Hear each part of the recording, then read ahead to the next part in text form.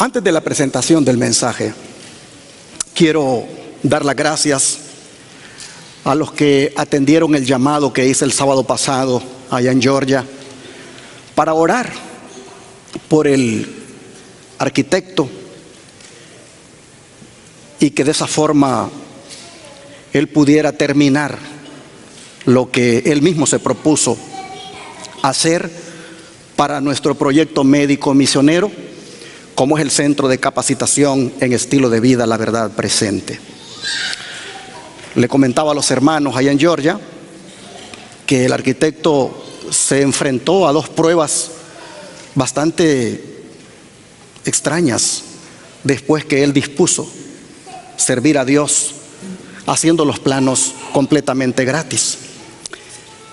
Sin que ni para qué estaba él allí en su casa, creo ya en su carro, para salir, cuando vino un carro a toda velocidad a impactarlo. Gracias a Dios él salió ileso, pero su carro quedó completamente destruido. Él me comentaba que, pues bien sin gracia eso. Bueno, uno pudiera decir, pues esas cosas pasan, pero que te pase a los días esto otro que les voy a decir, uno dice, esto ya debe ser un ataque del enemigo. Resultó que a los días, comiendo él algo suave y un tratamiento que se había hecho en la dentadura de una corona, cuando comió eso algo suave y tragó, la corona se le fue y le quedó trabada aquí, y no había quien lo ayudara, y el pobre estaba quedándose ya sin aire. No podía, y trataba de meterse los dedos, dice, para sacarse lo que tenía ahí, y no podía. Él sentía que ya ahí moría.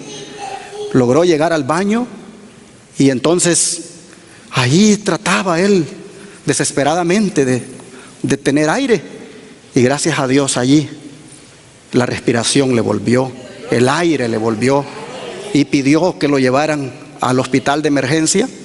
Y estando allá le dijeron, pues lo que ingeriste, gracias a Dios no se te fue a los pulmones, está en el estómago, y con un tratamiento esperamos que salga. Entonces me decía él, la verdad, dice, no comprendo. Y yo le decía a los hermanos el sábado pasado en Georgia, hermanos, oremos por él para que Dios lo guarde y Dios le proteja de estos ataques que el enemigo está poniendo, y él pueda terminar lo que se propuso, porque debido a estas situaciones, pues él me decía, me he atrasado. Y hermanos, bendito sea el Señor, pues gracias a Dios, esta semana él terminó lo que se propuso, y lo que se requería de él, pues ya lo tenemos. Aparte de las elevaciones que él ha puesto como diseño, aparte de esto que muestra las cabinas y el acceso para una ambulancia, como también el edificio de usos múltiples, aparte de eso, hermanos, hacía falta que nos enviara el site plan, que no se logra distinguir bien hasta allá donde están ustedes, y también que nos enviara el floor plan que se requiere para que el otro ingeniero que ha dicho que también de gratis va a hacer su trabajo, pues él ahora decida dónde va a poner el séptico o elabore el diseño. Así que, hermanos y hermanas, doy gracias a Dios porque al menos en esta fase ya hemos dado este paso. Ahora vamos al siguiente paso, que es pues que este ingeniero haga su trabajo y que en su propuesta, la cual no involucra gastos, pagos profesionales, que él también, hermanos, pues pronto haga lo suyo, y luego entonces el comisionado pueda mirar lo que pues se piensa hacer y den la aprobación. Yo sigo pidiéndole, hermanos, oraciones para que este proyecto lo hagamos realidad pronto, y así poder dar atención gratuita a los enfermos con los remedios naturales de Dios, como siempre lo he venido diciendo. Pero también quiero dar gracias, hermanos, a todos aquellos que nos han estado apoyando con sus diezmos y con sus donaciones a través de las plataformas que son la aplicación Cele, PayPal, depositando directamente en la cuenta del banco o llamando al teléfono 214-881-4029 para que se lo saquemos inmediatamente de la tarjeta de débito. Otros que del extranjero deciden mandar, aunque sea poco, por RIA, por Western Union, por MoneyGram.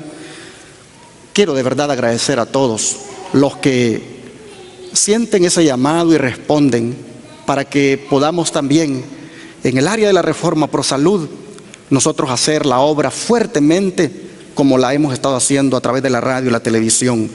Quiero decirle a usted, amable televidente y radioyente, si quiere unirse a este proyecto, comuníquese con este servidor al número de teléfono 214-881-4029 o al WhatsApp más 1-214-881-4029 y le daré detalles de cómo usted puede usar esas plataformas que están ahí en la pantalla, cómo puede enviar cheque o monedero en la dirección que está allí, el número de la cuenta y otros detalles que pudiera dar más despacio.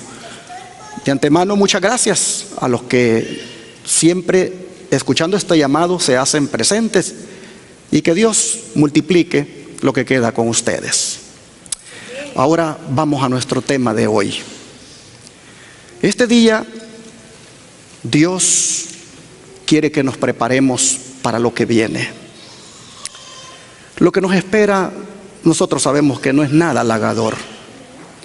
Y el Señor quiere en el mensaje de hoy no solamente decirnos lo que nos viene, sino también animarnos para que veamos cómo será el final.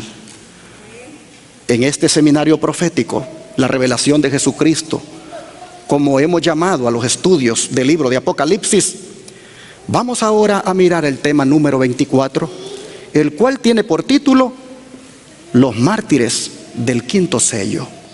Abramos la Biblia en Apocalipsis 6, versículos 9 al 11.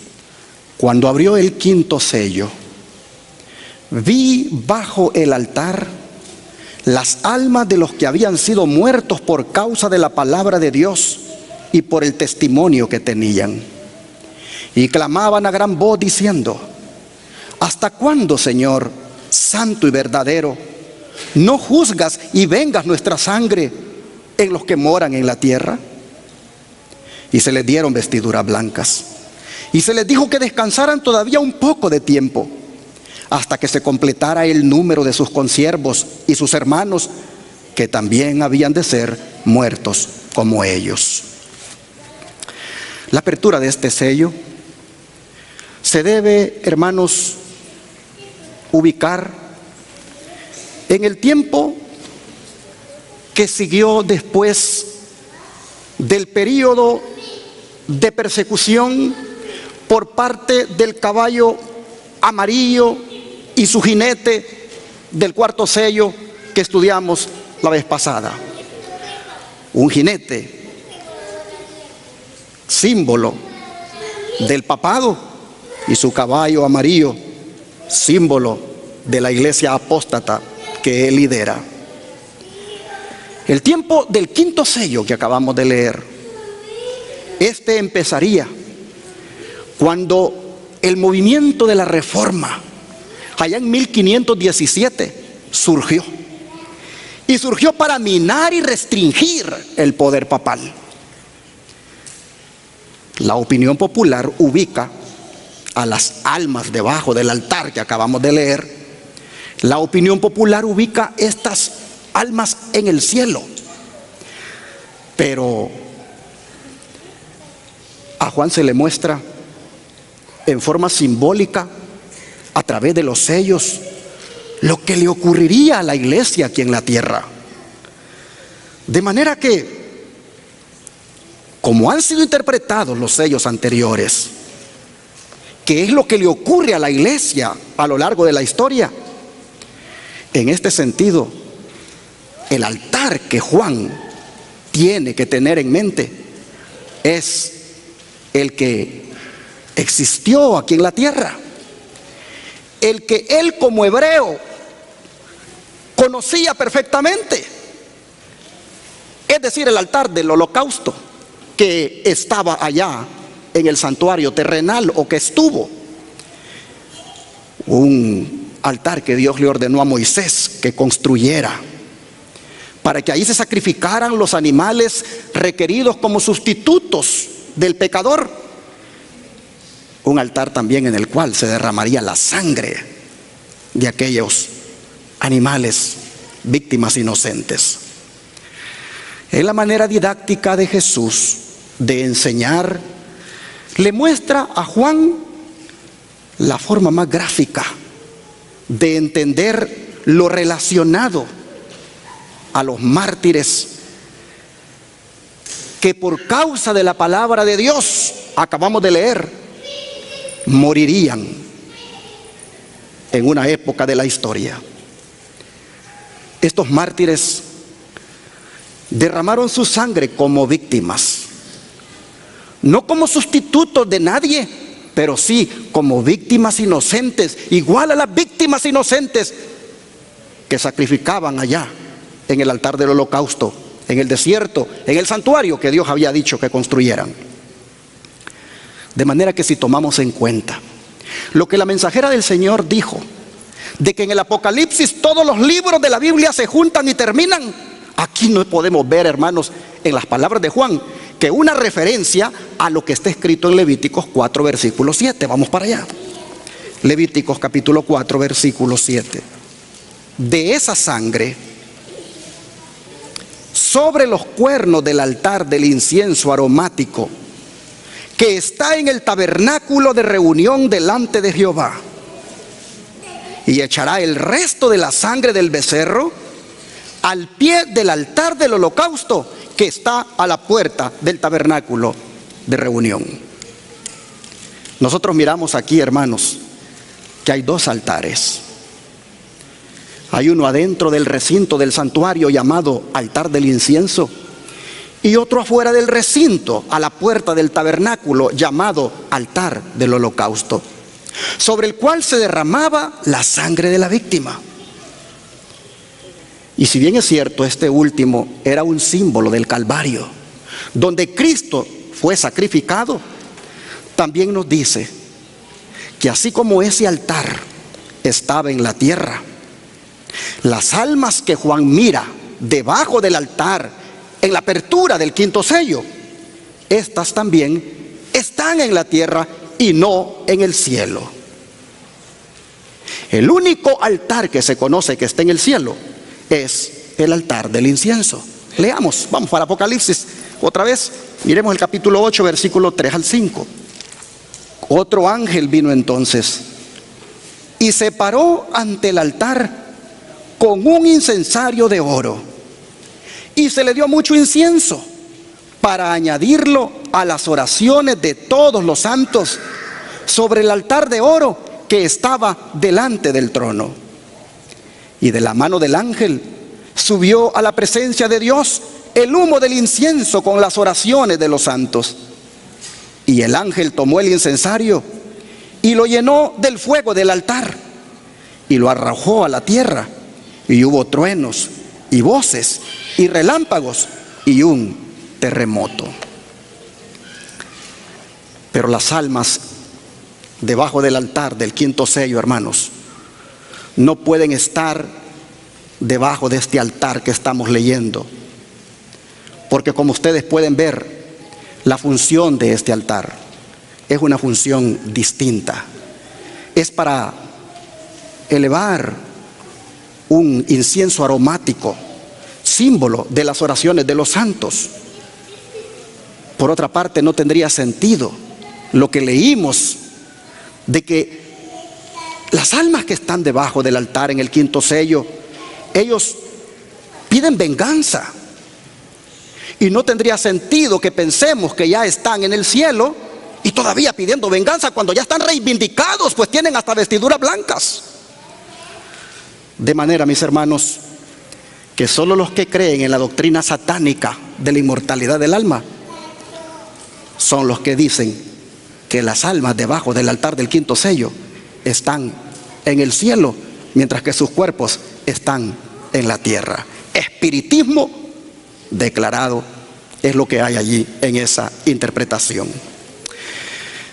Pero volviendo a Apocalipsis capítulo 6, verso 9, nosotros vemos aquí y vamos a destacar el motivo por el cual fueron asesinados estos mártires. Dice así el versículo 9 del capítulo 6: cuando abrió el quinto sello, vi bajo el altar las almas de los que habían sido muertos por causa de la palabra de Dios y por el testimonio que tenían. Y si hubo, hermanos, un cumplimiento tan literal de esta declaración que dice por causa de la palabra de Dios, ese cumplimiento, hermanos, fue el que tuvo lugar en la vida de aquellos cristianos llamados valdenses allá en la Edad Media. El libro del conflicto de los siglos se explaya en contarnos cómo por causa de la palabra de Dios los valdenses fueron tremendamente perseguidos y asesinados, inclusive, se los pongo acá. Dice: los misioneros valdenses invadían el reino de Satanás y los poderes de las tinieblas se sintieron incitados a mayor vigilancia. La misma existencia de estos creyentes que guardaban la fe de la primitiva iglesia era un testimonio constante contra la apostasía de Roma. ¿Cuál Roma? La Roma papal, por supuesto. Y por lo tanto, dice, despertaba el odio y la persecución más implacables. Era además, dice, una ofensa que Roma no podía tolerar el que se negaran a entregar las sagradas escrituras. Estos eran los tiempos de oscurantismo. Estos eran los tiempos cuando se le prohibía a la gente que leyera la escritura. Y los valdenses, al resistirse a entregarlas, oh hermanos y hermanas, fueron objeto de esta terrible persecución implacable por parte del papado. Dice que determinó la Roma papal raerlos de la superficie de la tierra.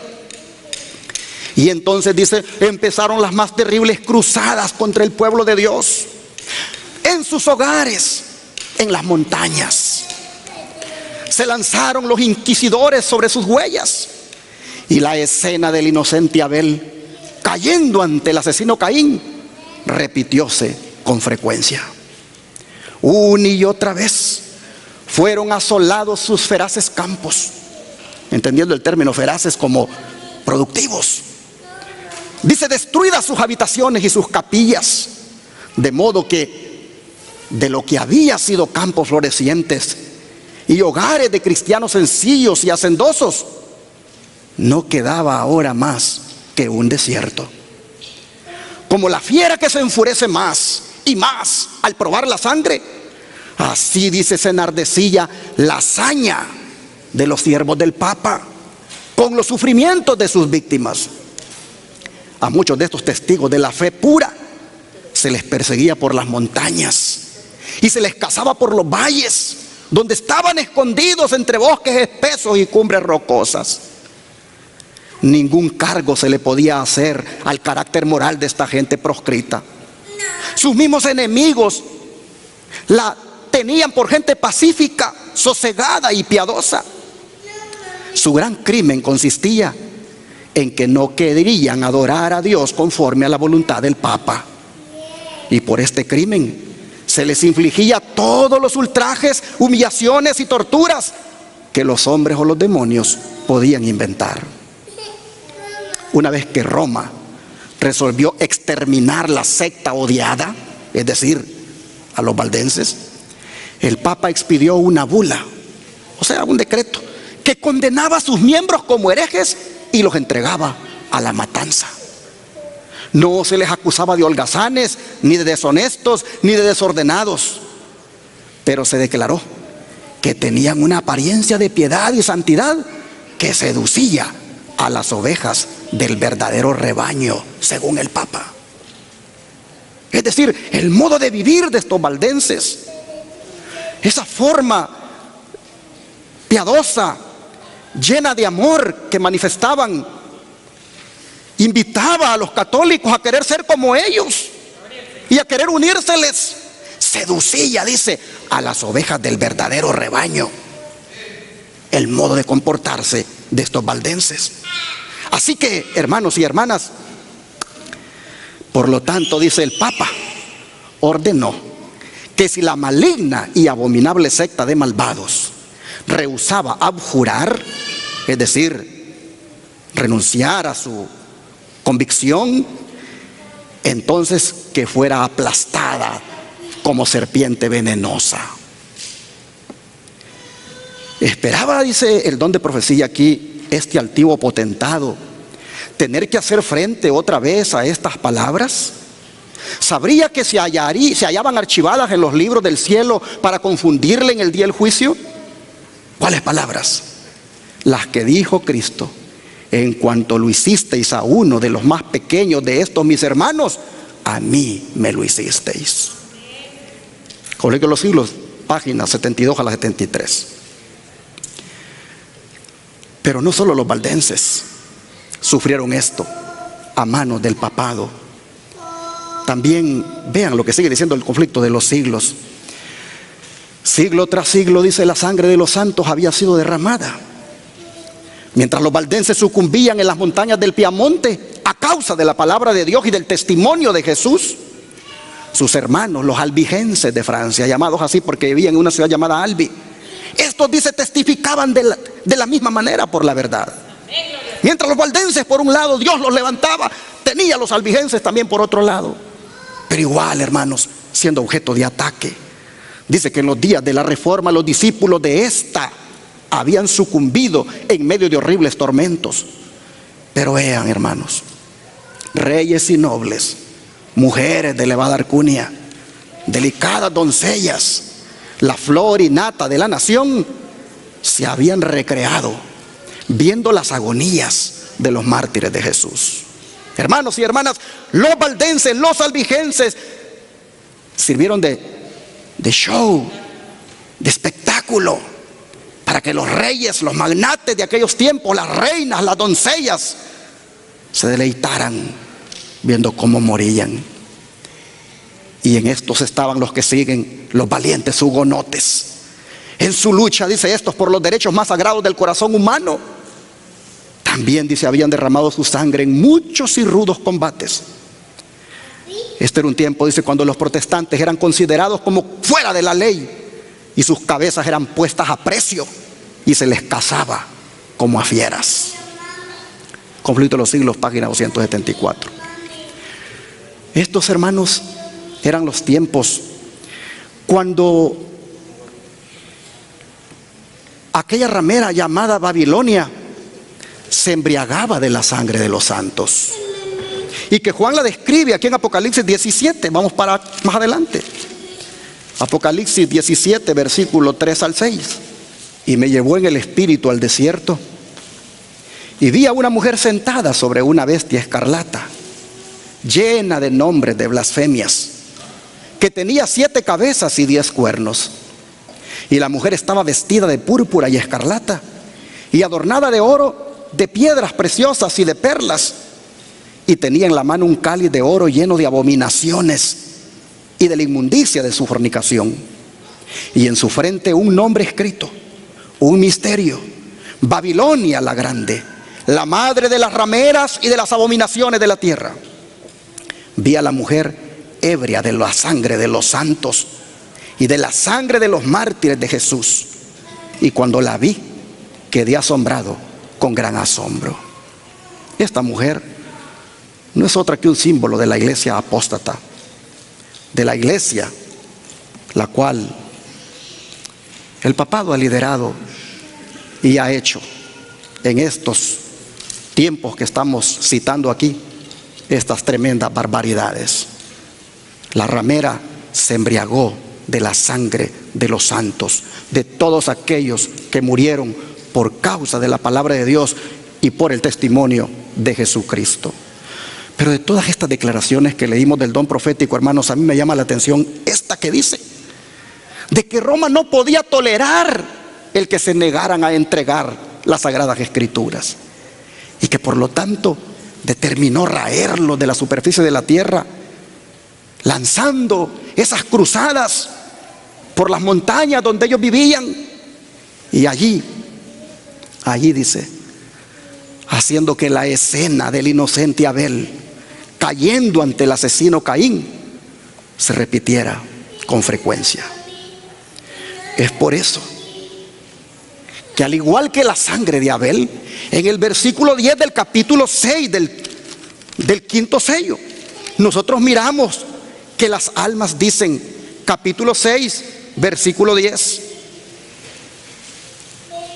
como la sangre de Abel, ellos dicen que estos mártires que cayeron en la Edad Media en las manos de Roma y murieron, dice que estos mártires ahora clamaban a gran voz diciendo, ¿hasta cuándo, Señor santo y verdadero, no juzgas y vengas nuestra sangre en los que moran en la tierra?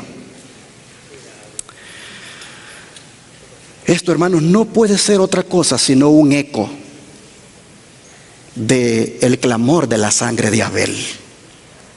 ¿Qué dice la escritura de ese clamor? Vamos a Génesis capítulo número 4, versículos 9 al 10. Y Jehová dijo a Caín, ¿dónde está Abel tu hermano? Y él respondió, no sé. ¿Soy yo acaso guarda de mi hermano?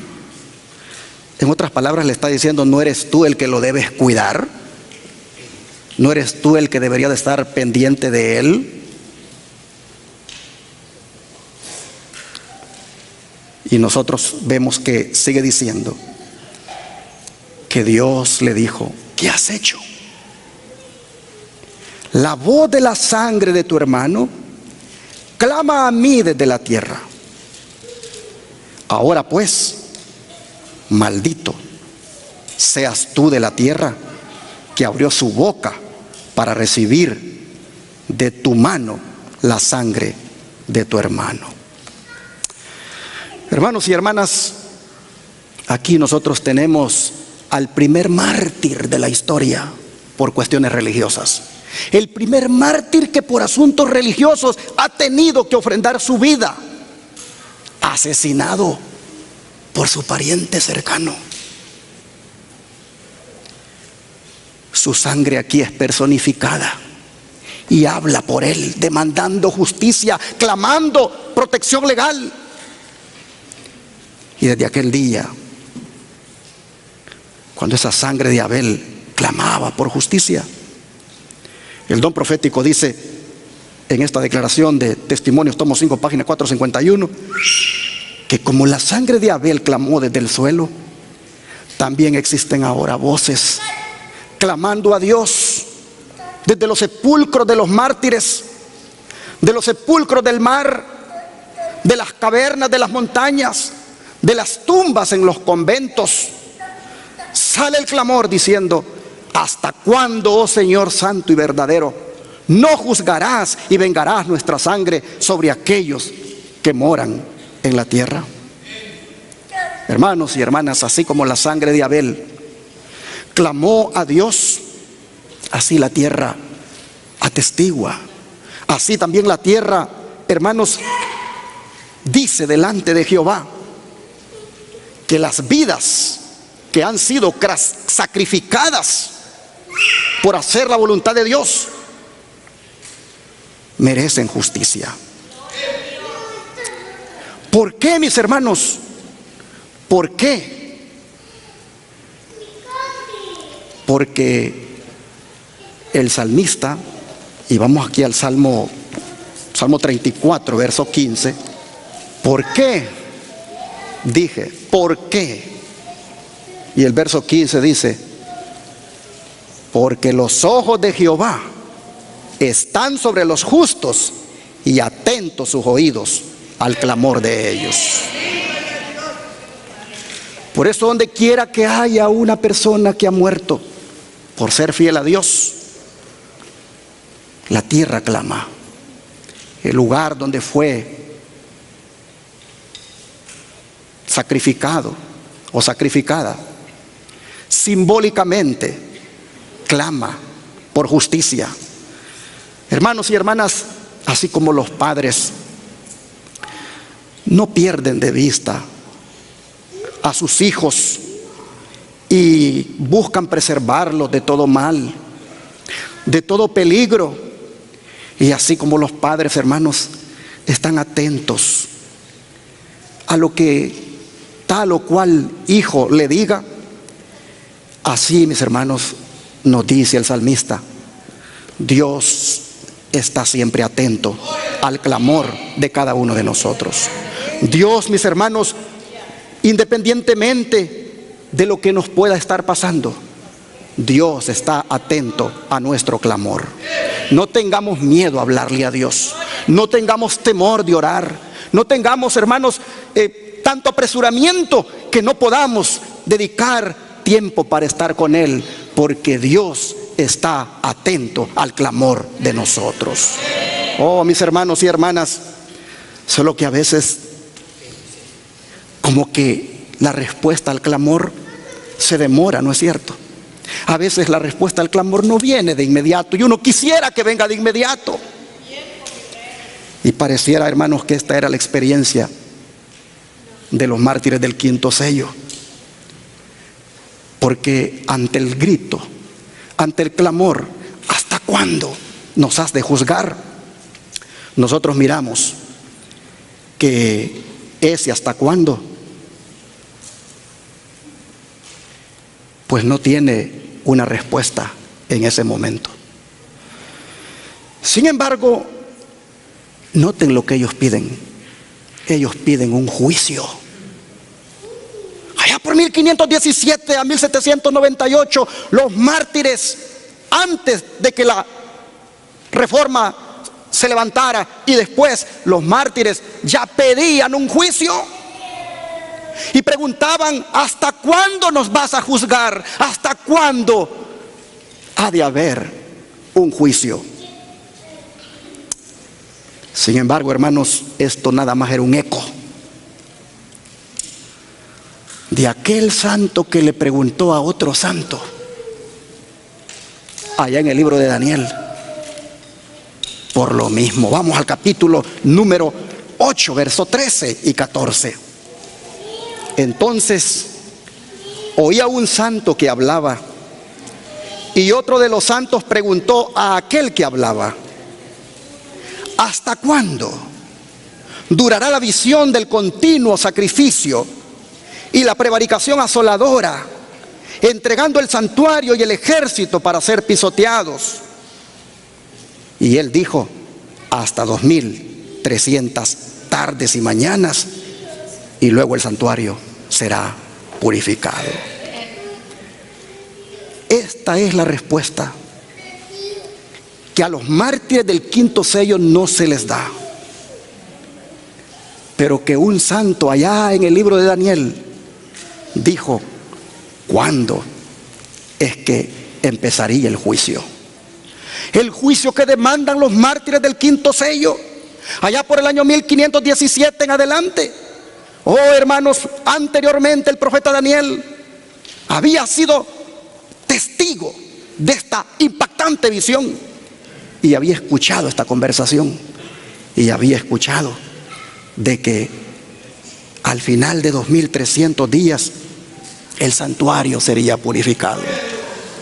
Y tomando en cuenta que la purificación del santuario tenía una connotación de juicio en Israel, oh, hermanos y hermanas, nuestros pioneros adventistas, guiados por el Espíritu Santo y respaldados por el don profético, llegaron a la conclusión de que el santuario que sería purificado era con el juicio en su primera etapa, que arrancaría a partir del año 1844. Tomando en cuenta que estos 2300 días en profecía equivalen a años, nuestros pioneros adventistas en oración encontraron que estos daban inicio a partir del año 457 antes de Cristo y se prolongaban hasta 1844 después de Cristo. De manera, mis hermanos, que allí, en ese año, los adventistas en oración, aquellos pioneros, dijeron: el juicio ya ha comenzado. Justo en 1844, el juicio final en su primera etapa ha dado inicio. Así que, hermanos y hermanas, el clamor por justicia, el clamor por juicio justo para ellos, es decir, los mártires del quinto sello, arrancaría unos años después, pero no muy lejos. Es evidente entonces, por lo visto hasta aquí, que el clamor de los mártires ocurre antes del tiempo del juicio y antes de la gran crisis final. Y ese clamor, ¿hasta cuándo? Hermanos, nos dicen que para el tiempo de la Reforma, cuando ellos dieron ese clamor, no ellos, porque los muertos nada saben, sino sus parientes y los reformadores que clamaban por justicia para ellos. Hermanos, cuando ellos dijeron eso, el juicio estaba todavía en el futuro. Pero en 1844 apareció el mensaje del primer ángel y dijo: el juicio ya llegó. Vamos a Apocalipsis 14, versículos 6 y 7. Vi volar por en medio del cielo a otro ángel que tenía el evangelio eterno para predicarlo a los moradores de la tierra, a toda nación, tribu, lengua y pueblo, diciendo a gran voz: temed a Dios y dadle gloria, porque la hora de su juicio, ¿qué cosa, hermanos? Ha llegado. Y adorad a aquel que hizo el cielo y la tierra, el mar y las fuentes de las aguas. Hermanos y hermanas, el mensaje del primer ángel nos dice que el juicio en favor de los mártires, empezando desde Abel, ese juicio, hermanos, ya ha comenzado. Nosotros miramos aquí la respuesta para aquel salmista que también preguntaba: ¿hasta cuándo? Porque siempre que ha habido una injusticia, siempre que ha habido una opresión sobre los inocentes, y no digamos sobre los que son hijos de Dios, siempre, hermanos, ha habido aquel clamor. Aquí en Apocalipsis 14, 6 y 7, nosotros encontramos la respuesta al clamor, no solo de los mártires del quinto sello, sino también del salmista que escribió el Salmo 94. Vamos para allá. Salmo 94, verso 1 al 7. Jehová, Dios de las venganzas, Dios de las venganzas, muéstrate, engrandécete, oh juez de la tierra, da el pago a los soberbios. ¿Hasta cuándo los impíos? ¿Hasta cuándo, oh Jehová, se gozarán los impíos? ¿Hasta cuándo pronunciarán, hablarán cosas duras y se vanagloriarán todos los que hacen iniquidad? A tu pueblo, oh Jehová, quebrantan y a tu heredad afligen. A la viuda y al extranjero matan y a los huérfanos quitan la vida. Y dijeron: no verá Jehová ni entenderá el Dios de Jacob. Oh, hermanos, qué clamor más desesperado el de este salmista. Se siente dolido de ver la arrogancia y la opresión de los impíos sobre los hijos de Dios, pero sobre todo cuando consideran a Dios ciego, que no mira las injusticias, que no ve lo que les está pasando. De manera que el salmista le pregunta a Dios: ¿cuándo vas a actuar? ¿Cuándo vas a aparecer en defensa de nosotros? Pero el salmista sabe de que Dios no lo va a dejar sin respuesta. Pues vean los versículos 14 al 15 y luego el 23. Dice, porque no abandonará Jehová a su pueblo, ni desamparará su heredad, sino que el juicio será vuelto a la justicia, y en pos de ella irán todos los rectos de corazón. Y el 23 dice, y él hará volver sobre ellos su iniquidad, y los destruirá en su propia maldad. Lo destruirá Jehová nuestro Dios. ¿Y por qué lo hará? ¿Por qué lo hará? De destruir finalmente a los impíos. Por lo que dice el Salmo número 9, verso 12. Miren ustedes. Salmo número 9, verso 12. Porque el que demanda la sangre se acordó de ellos y no se olvidó del clamor de los afligidos. El que demanda la sangre se acordó de ellos y no se olvidó del clamor de los afligidos, y les hace justicia. Pues vean los versículos 16 y 17 de aquí mismo del Salmo 9. Versículos 16 y 17. Jehová se ha hecho conocer en el juicio que ejecutó. En la obra de sus manos fue enlazado el malo. Los malos serán trasladados al Seol. Todas las gentes que se olvidan de Dios. Y cierran los versículos el 18 y el 20. Porque no para siempre será olvidado el menesteroso, ni la esperanza de los pobres perecerá perpetuamente. Y el 19 dice, levántate, oh Jehová, no se fortalezca el hombre, sean juzgadas las naciones delante de ti. Pon, oh Jehová, temor en ellos, conozcan las naciones que no son sino hombres.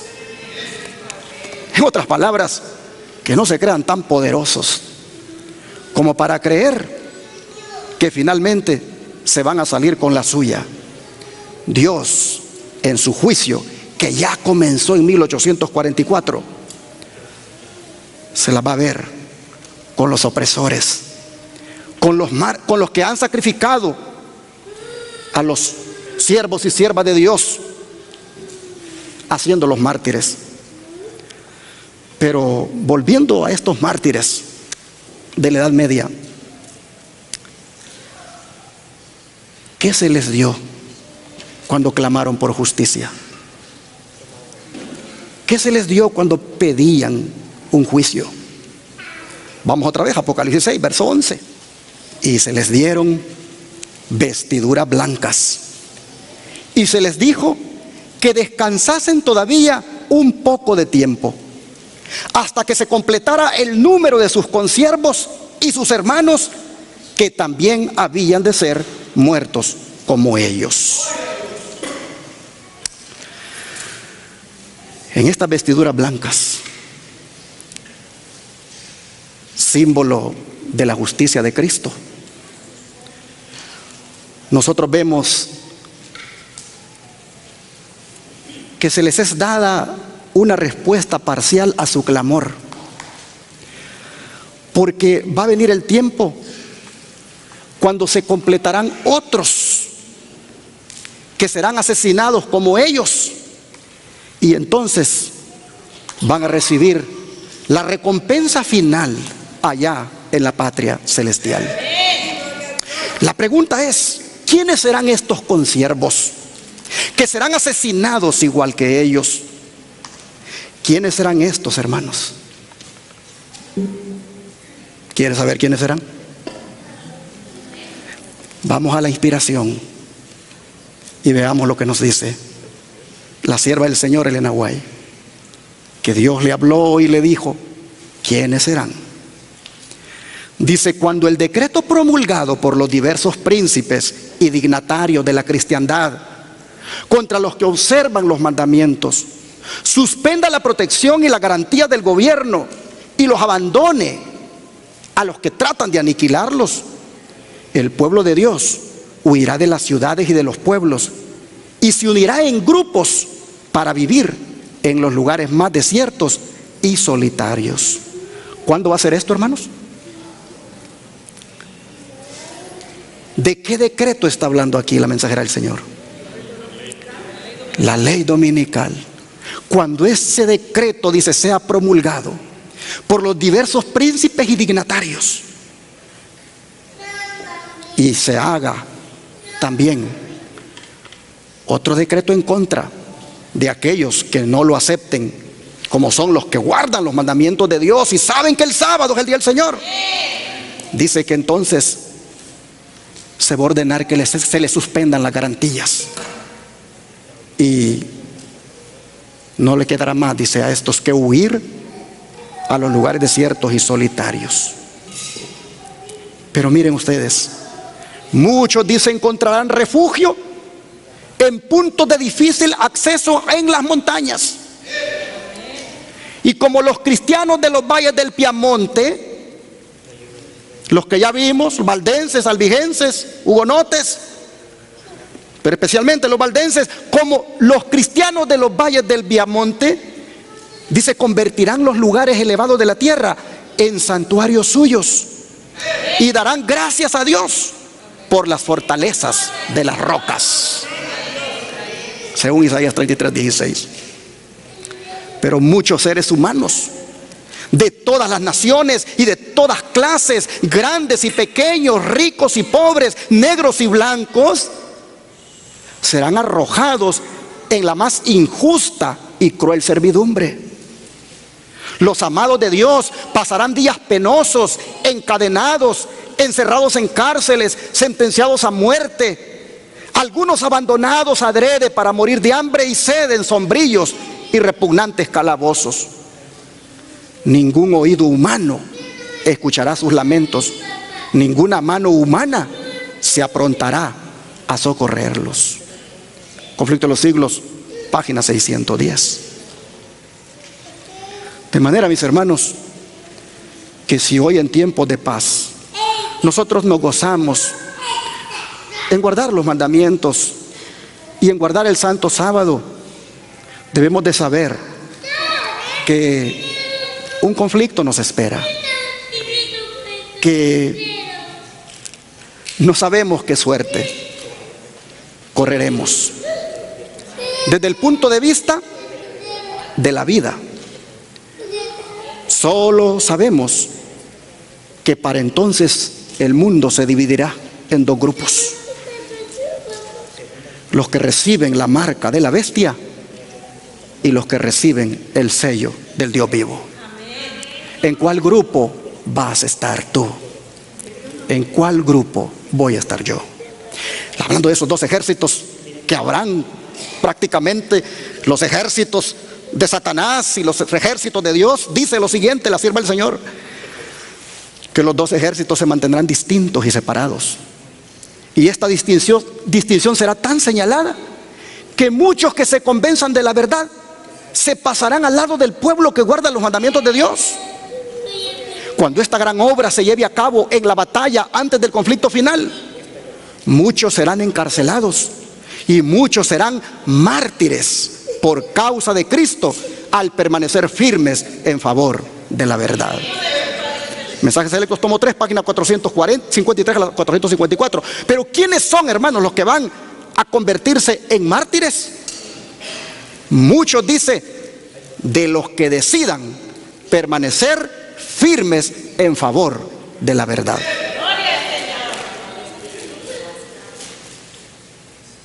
El panorama no es nada halagador. Y ya nosotros podemos ir viendo quiénes son los consiervos que los mártires del quinto sello se les dice esperen un poco más para que estos también se les unan en este sacrificio que harán por amor a la verdad. Dice la sierva del Señor que ante nosotros se extiende un panorama de lucha continua, a riesgo de encarcelamiento, pérdida de propiedad y aún la vida misma por defender la ley de Dios. Testimonios, tomo 5, página 712.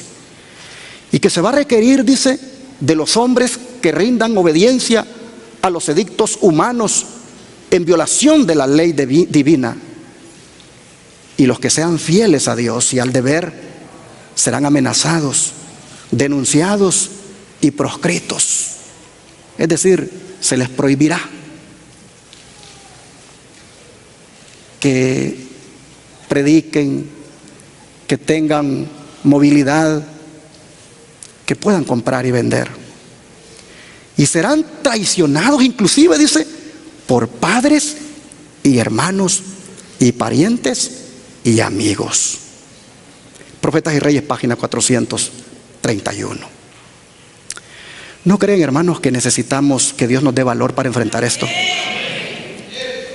Necesitamos que Dios nos dé valor por si fuera uno de nosotros, uno de los mártires que se unirán a los mártires del quinto sello. Padres, hermanos y parientes y amigos nos van a traicionar. Necesitamos valor para cuando esto llegue. Sigue diciendo el don profético: no hemos de poseer el valor y la entereza de los mártires de antaño hasta que seamos colocados en la situación en que ellos se encontraron. Si retornaran los días de la persecución, habría gracia suficiente para despertar cada energía del alma que manifestase verdadero heroísmo. Los discípulos no fueron dotados del valor y la fortaleza de los mártires hasta que necesitaron esa gracia. Dice Deseo Teología, página 321. Así que, hermanos y hermanas, les animo a que hagamos una decisión desde ya, y es la de ser siempre fieles a nuestro Señor. Les animo, hermanos, para que cuando esto llegue, digamos como dijo el apóstol Pablo lo siguiente, aquí en Romanos 8, verso 19, para ser más específico el 18. Dice: pues tengo por cierto que las aflicciones del tiempo presente no son comparables con la gloria venidera que en nosotros ha de manifestarse. Mis hermanos, que estas palabras que dice Pablo las tengamos siempre en mente cuando nos veamos enfrentados a todas estas cosas que hemos leído en el don profético.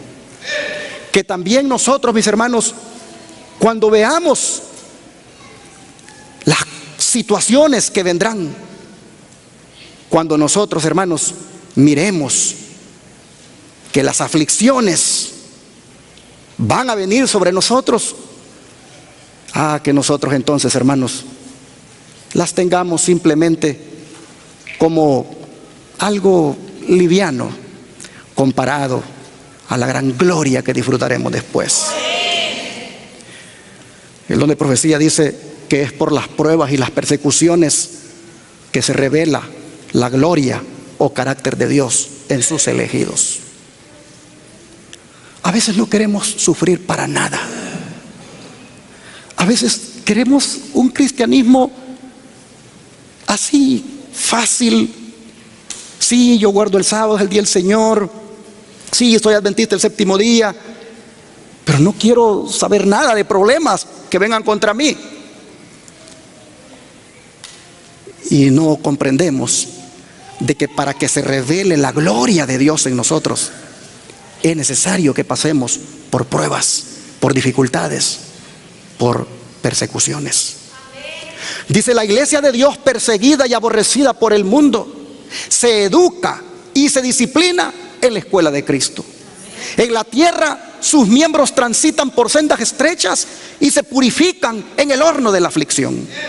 Siguen a Cristo a través de los conflictos penosos, se niegan a sí mismos y sufren ásperas desilusiones, pero los dolores que experimentan les enseñan la culpabilidad y la desgracia del pecado. Al que miran con aborrecimiento, siendo participantes de los padecimientos de Cristo, ahora están destinados a compartir también su gloria. Amén. Discurso Maestro Jesucristo, página 30. Así que, hermanos y hermanas, cuando llegue la prueba difícil, tengamos en mente aquellas palabras que Jesús dijo en el Evangelio de Juan, capítulo 15, verso 20. Acordaos de la palabra que yo os he dicho: el siervo no es mayor que su Señor. Si a mí me han perseguido, también a vosotros os perseguirán.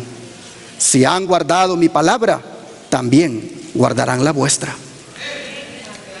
Y así, hermanos, no esperemos que si somos fieles y piadosos, pues tengamos un camino de rosa delante de nosotros, sino afrentas. Si a mí me persiguieron, dice el Señor, a ustedes también los van a perseguir.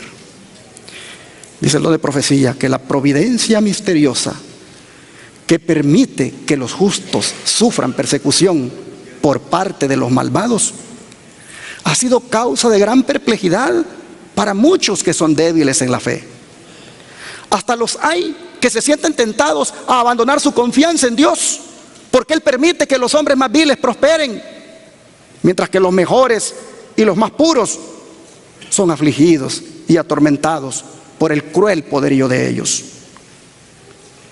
¿Cómo es posible, dicen ellos, que uno que es todo justicia y misericordia y cuyo poder es infinito tolere tanta injusticia y opresión? Es una cuestión, dice, que no nos incumbe. Dios nos ha dado suficientes evidencias de su amor y no debemos dudar de su bondad, porque no entendamos los actos de su providencia, previendo las dudas que asaltarían a sus discípulos en días de pruebas y oscuridad. El Salvador les dijo: acuérdense de la palabra que yo les he dicho. No es el siervo mayor que su Señor. Si a mí me han perseguido, también a vosotros perseguirán. Y Jesús, dice, sufrió por nosotros más de lo que cualquiera de sus discípulos pueda sufrir al ser víctima de la crueldad de los malvados. Los que son llamados a sufrir la tortura y el martirio no hacen más que seguir las huellas del amado Hijo de Dios. El apóstol Pedro dice que el Señor no tarda su promesa. Eso significa que Él no se olvida de sus hijos, ni los abandona, pero permite a los malvados que se pongan de manifiesto su verdadero carácter, para que ninguno de los que quieran hacer la voluntad de Dios sea engañado con respecto a ellos. Además, los rectos pasan por el horno de la aflicción para ser purificados y para que por su ejemplo otros queden convencidos de que la fe y la santidad son realidades. Y finalmente, para que su conducta intachable condene a los impíos y a los incrédulos. Tremendo, hermanos. Si Dios permite alguna persecución sobre nosotros, si permite alguna injusticia, alguna calamidad sobre nosotros, y la soportamos con paciencia, eso será un testimonio para los incrédulos, para los impíos, para que deseen ser como nosotros, que por la gracia de Dios hemos experimentado ya un cambio. Dice: Dios permite que los malvados prosperen y manifiesten su enemistad contra Él, para que cuando hayan llenado la medida de su iniquidad, todos puedan ver la justicia y la misericordia de Dios en la completa destrucción de aquellos. Pronto llega el día de la venganza del Señor, cuando todos los que hayan transgredido su ley y oprimido a su pueblo recibirán la justa recompensa de sus actos, cuando todo acto de crueldad o de injusticia contra los fieles de Dios será castigado como si hubiera sido hecho contra Cristo mismo. Pronto, pronto el Señor hará justicia total a los mártires del quinto sello y le hará justicia a los que en el futuro podamos correr la misma suerte. Así lo dice esta cita del Conflicto de los Siglos, página 44 a la 45. De manera, mis hermanos, que con lo visto hasta aquí, tampoco quiero que ustedes se vayan como me dijo el otro día una joven. Ay, qué miedo me dio tu sermón, me dijo. No, hermanos. El Señor lo que está haciendo es diciéndonos la verdad. El Señor nos está diciendo las cosas como son. Pero no tengamos miedo, porque el Señor va a estar a nuestro lado y Él nos va a dar la fuerza para soportar. Él no nos va a dejar nunca, no nos va a abandonar. Mire lo que dice Isaías 49, versículo 15. ¿Se olvidará la mujer de lo que dio a luz para dejar de compadecerse del hijo de su vientre? aunque ella se olvide, yo nunca me olvidaré de ti. ¿Qué más queremos? Yo nunca me olvidaré de ti. Así que, hermanos y hermanas, no tengamos miedo. Solo consagrémonos a Cristo. Amémoslo de todo corazón. Sirvámosle con toda nuestra fuerza. Digámosle cada vez: ¿qué quieres que haga? ¿En qué te puedo servir? Habla y tu siervo oye. Eso es todo lo que toca hacer. Y la promesa se cumplirá, que aunque la mujer se olvide de lo que dio a luz, Jehová no se va a olvidar nunca de nosotros. No se ha olvidado hasta ahora, y mucho menos lo va a hacer cuando venga la crisis. Dice el don profético: ¿olvidará el Señor a su pueblo en esa hora de prueba? ¿Olvidó acaso al fiel Noé cuando sus juicios cayeron sobre el mundo antediluviano? ¿Olvidó acaso a Lot cuando cayó fuego del cielo para consumir las ciudades de la llanura? ¿Se olvidó de José cuando estaba rodeado de idólatras en Egipto? ¿O de Elías cuando el juramento de Jezabel le amenazaba con la suerte de los profetas de Baal? ¿Se olvidó de Jeremías en el oscuro y húmedo pozo en donde había sido echado? ¿Se olvidó acaso de los 3 jóvenes en el horno ardiente? ¿O de Daniel en el foso de los leones? Siempre empero ha dicho, Sión empero ha dicho: ¿me ha abandonado Jehová y el Señor se ha olvidado de mí? ¿Se olvidará acaso la mujer de su niño mamante, de modo que no tenga compasión del hijo de sus entrañas? Aún las tales le pueden olvidar, mas no me olvidaré yo de ti. He aquí que sobre las palmas de mis manos te tengo esculpida, dice el profeta Isaías en el capítulo 49, 14 al 16. El Señor de los ejércitos ha dicho: aquel que os toca a vosotros, le toca a él en la niña de su ojo. Oh, hermanos, qué valiosos somos.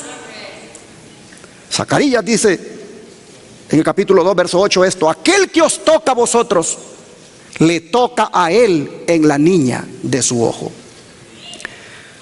De manera, mis hermanos, que aunque los enemigos, dice, los arrojen a la cárcel, las paredes de los calabozos no pueden interceptar la comunión entre sus almas y Cristo. Aquel que conoce todas sus debilidades, que ve todas sus pruebas, está por encima de todos los poderes de la tierra. Y acudirán ángeles a sus celdas solitarias, trayéndoles luz y paz del cielo. La prisión se volverá, ¿qué cosa? Palacio, pues allí moran los que tienen mucha fe, y los lóbregos muros serán alumbrados con la luz celestial, como cuando Pablo y Silas oraron y alabaron a Dios a medianoche en el calabozo de Filipos. Oh, dice, los juicios de Dios caerán sobre los que traten de oprimir y aniquilar a su pueblo. ¿Por qué? Porque somos la niña de su ojo. Somos algo especial. No pasaremos desapercibidos por Él.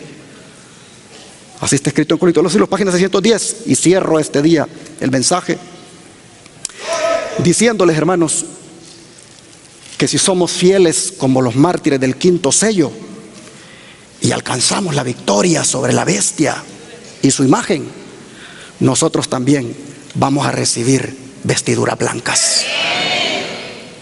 Vamos a Apocalipsis para comprobarlo.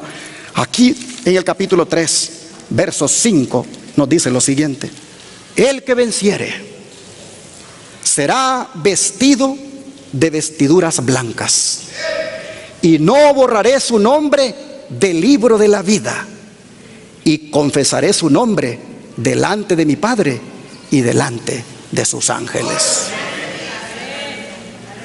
Como a los mártires del 5º sello se les dio vestiduras blancas, cuando en ese juicio que comenzó en 1844 sus nombres podrían haber sido tratados ya, o sean tratados, pero se les garantiza esa vestidura, símbolo de la justicia de Cristo, nosotros también, en la medida en que nos mantengamos en victoria, en la medida en que con Cristo seamos más que vencedores, el Señor dice también a ustedes les voy a poner vestiduras blancas. ¿Y a dónde terminarán los que tengan vestiduras blancas? Vamos a Apocalipsis 7, versículo 9, el 13 y 14, para cerrar con broche de oro este mensaje. Apocalipsis 7, versículo 9, versículo 13 y 14. Dice el verso 9: después de esto miré, y he aquí una gran multitud, la cual nadie podía contar, de todas las naciones y tribus y pueblos y lenguas, que estaban delante del trono y en la presencia del Cordero, vestidos de ropas blancas y con palmas en las manos. El 13 dice: entonces uno de los ancianos habló, diciéndome: ¿y estos que están vestidos de ropas blancas, quiénes son y de dónde han venido? Y yo le dije: Señor, tú lo sabes. Y él me dijo: estos son los que han salido de la gran tribulación y han lavado sus ropas y las han emblanquecido en la sangre del Cordero. Por esto, dice, están delante del trono de Dios y le sirven día y noche en su templo. Y el que está sentado sobre el trono extenderá su tabernáculo sobre ellos. Ya no tendrán hambre ni sed, y el sol no caerá más sobre ellos, ni calor alguno, porque el Cordero que está en medio del trono los pastoreará y los guiará a fuentes de agua de vida, y Dios enjugará toda lágrima de los ojos de ellos. Hermanos y hermanas, las vestiduras blancas, no dejemos que otro nos la quite. Mantengámonos fieles para tenerlas con nosotros y gozarnos en la tierra nueva. Cuando con los mártires del quinto sello, cualquiera de nosotros que hubiere sido mártir por ser fiel, aparezcamos ahí ante el trono de Dios, no solo tendremos esa vestidura blanca, símbolo de la justicia de Cristo, sino que también hemos leído, tendremos palmas en las manos, símbolo de victoria. Que Dios bendiga a su pueblo y que todos nosotros decidamos ser fieles hasta la muerte. Quisieran que se lo digamos, eso que hemos cantado en oración al Señor. Que no nos dé temor. Que tengamos siempre su brazo poderoso para que nos sostenga y con valor enfrentar la crisis. ¿Qué les parece si oramos? Vamos a arrodillarnos.